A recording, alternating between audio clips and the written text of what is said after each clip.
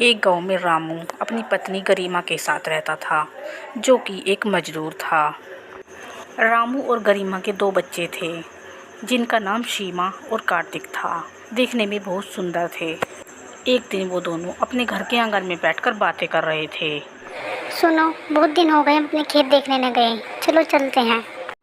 हाँ, बहुत दिन हो गई, हम खेतों पर नहीं गए। चलो हम दोनों एक साथ चलते हैं, खेतों को देख कर आते हैं। फिर रामू और उसकी पत्नी दोनों खेत में पहुंच जाते हैं। सुनो जी, हमारी तो सारी फसल सूख गई है। हमारी सारी फसल का नाश हो गया। अब हम क्या करेंगे? हाँ, फसल तो हमारी सारी सूख गई, सारी फसल का नाश हो गया। लेकिन तुम फिक्र मत करो, मैं तो वैसे भी एक मजदूर हूँ। मैं मजदूरी करके तुम सबका पेट भरूँ। रामू और उसकी पत्नी वहाँ खड़े होकर सोच ही रहे थे, बातें ही कर रहे थे। तभी उसके दोनों बच्चे वहाँ आ जाते हैं। पिताजी, हमारी तो सारी फसल सूख गई है। हमारी सारी फसल का नाश हो गया है। अब हम क्या करेंगे? तभी उनकी माँ उनके पास आती है और उनसे बोलती है, अरे बच्चों, तुम क्यों परेशान होते हो?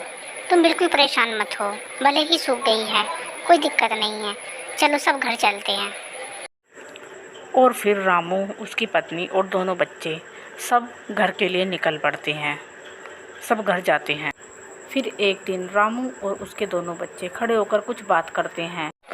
दीदी, ये स्कूल है। मेरा भी मन करता है स्कूल जाने का। क्या आप मुझे स्कूल भेज सकती हैं? हाँ हाँ कार्तिक, तुम बिल्कुल चिंता मत करो। हम स्कूल भी जाएंगे। हम आज ही मम्मी पापा से बात करेंगे और स्कूल जाएंगे। चलो अब हम घर चलते हैं। इतना कहकर दोनों बच्चे घर के लिए निकल चलते हैं और फैसला करते हैं कि मम्मी पापा से बात करके हम स्कूल जाना शुरू करेंगे। रामू अपनी पत्नी के साथ घर के आंगन में बैठा हुआ था। तभी रामू के दोनों बच्चे कार्तिक और सीमा वहाँ पर अपनी माता पिता के पास आते हैं और उनके पास आकर उनसे पूछते हैं, माँ, पिताजी, आप हमें स्कूल नहीं भेजोगे? हमें भी स्कूल जाना है। हमारा भी मन है स्कूल जाने का।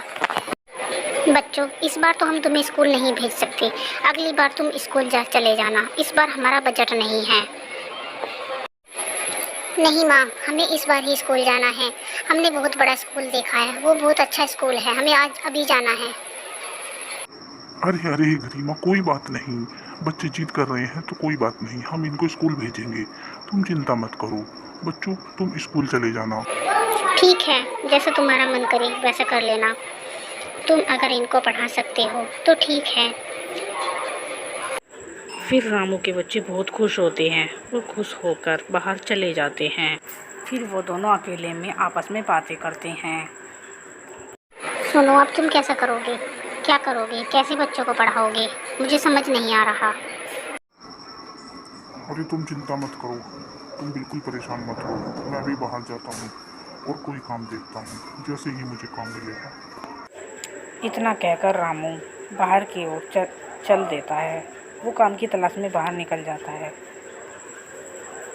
तभी रास्ते में जाते समय रामू को एक बहुत ही अच्छी जगह मिलती है, जिसमें कि तरह तरह की सब्जियां बोई रहती है, जहाँ पे टमाटर, बैंगन वगैरह सब कुछ बोया हुआ होता है। ये सब देखकर रामू वहीं पर रुक जाता है। अरे वाह, ये तो बहुत सारी सब्जियां हैं। अगर मैं इन सारी सब्जियों को बाजार में बेच दूंगा तो मुझे काफ़ी सारे पैसे मिल जाएंगे। क्यों ना मैं इन सारी सब्जियों को तोड़ लूं और बाजार में बेचूं। रामू ये सब सोच ही रहा था। तभी वहाँ पर सेठ आता है, जिसके वे खेत होते हैं। वे अपने खेतों को देखने के लिए आता है। अरे तुम कौन हो? यहाँ पर क्या कर रही हो?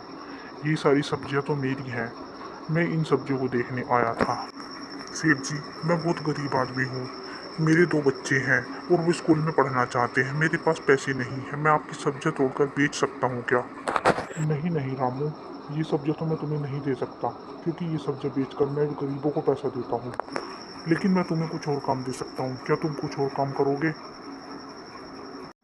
हाँ हाँ सेठ जी, आप जो बोलोगे मैं वही करूँगा, क्योंकि मुझे पैसे की बहुत ज़रूरत है। मुझे अपने बच्चों को पढ़ाना है, इसीलिए आप जो बोलोगे मैं वही करूँगा। तो फिर ठीक है, तुम बिल्कुल चिंता मत करो।